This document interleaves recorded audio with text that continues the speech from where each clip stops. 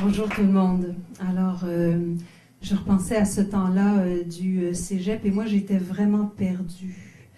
Parce que je crois que dans le temps du cégep aussi, on se rend compte qu'il faut commencer à se demander qu'est-ce qu'on va faire dans la vie. Et puis vraiment, je ne le savais pas.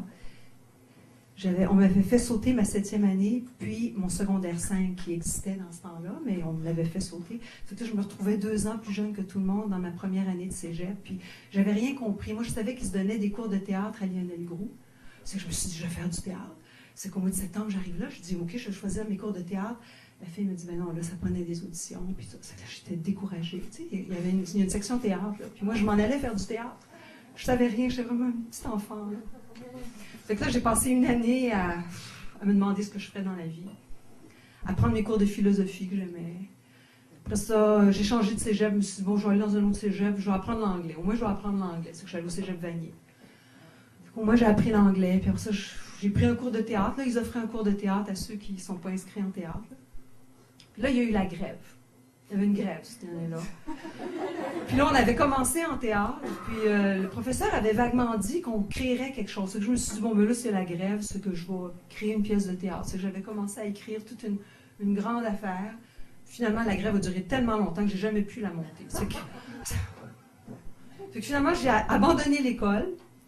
J'ai juste avant, là, comme 2 semaines avant que je fasse mes examens de cégep, là, je me suis dit, j'arrête. Moi, je ne sais vraiment pas quoi faire dans la vie. Après ça, par hasard, j'ai croisé des professeurs dans Montréal qui me disaient, mais pourquoi tu n'es pas juste venu nous voir, nous dire, je tapais des 90, tout ça. J'ai même pas mon diplôme d'études collégiales, parce que j'ai manqué les 2 dernières semaines. Mais ça a été bon. Le cégep est toujours bon, parce que tu t'en poses des questions. Puis là, je me suis rendu compte que je voulais faire de la danse, vraiment sérieusement. Puis je me suis lancée là-dedans et voilà. Alors aujourd'hui, je suis porte-parole de ces gens qui font de la danse dans les cégeps. Et j'ai découvert tantôt qu'il y a 2 filles qui travaillent avec moi, Marie-Pierre Chevrette puis Catherine Berbery, qui ont dansé dans l'intercollégiale de danse. Puis maintenant, elles travaillent. Il y en a une qui s'occupe des communications, puis l'autre qui s'occupe des tournées. Alors finalement, d'une façon ou d'une autre, on trouve sa voie.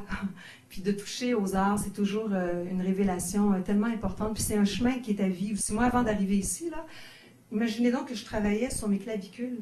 Pouvez-vous croire? Tu sais, j'ai 58 ans. Là, puis là, je travaillais sur mes clavicules, que quand on respire, c'est comme la cage monte, mais il faut que la clavicule, elle descende comme ça. En tout cas, c'est toute une expérience extraordinaire. Donc, on apprend toujours. Puis, je pense que ça de merveilleux aussi en danse, c'est qu'on ne peut pas faire autrement que d'être des gens qui apprenons parce qu'on est toujours comme infirme de quelque part en tant qu'humain.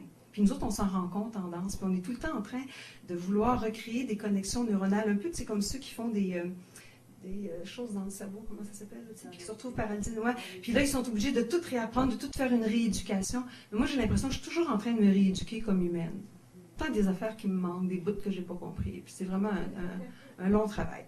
Alors voilà, où m'en vais-je? Je m'en vais le 4, le 5 et le 6 avril au Cégep Saint-Laurent. Ça sera le 30e intercollégial de danse. Et puis, pendant cette fin de semaine-là, en plus de donner 3 spectacles, le vendredi soir, le samedi soir et le dimanche matin, toutes des petites chorégraphies de 10 minutes. Ils vont être 30 à en faire pour le 30e, 30. Et puis, dans la journée, ils vont avoir des cours de voix, de chant, de danse dans l'eau, de gigue, de présence scénique, même de travail avec la lumière, des cours de massage, tout ça. Donc, c'est vraiment une occasion, je pense, pour tous ces jeunes-là qui viennent de partout au Québec, de vraiment faire un travail d'exploration et de rencontre vraiment en profondeur, puis aussi, bien sûr, de présenter leur chorégraphie que j'ai bien hâte de voir. Je pense que j'ai... Ah oui! I-Danse 2014, ça c'est le mot-clic. Parce que vous allez pouvoir aller sur Internet, ces soirs-là où il y a les spectacles, puis regarder les spectacles en direct sur Internet, puis vous allez pouvoir cliquer en plus. Alors voilà, je vous embrasse.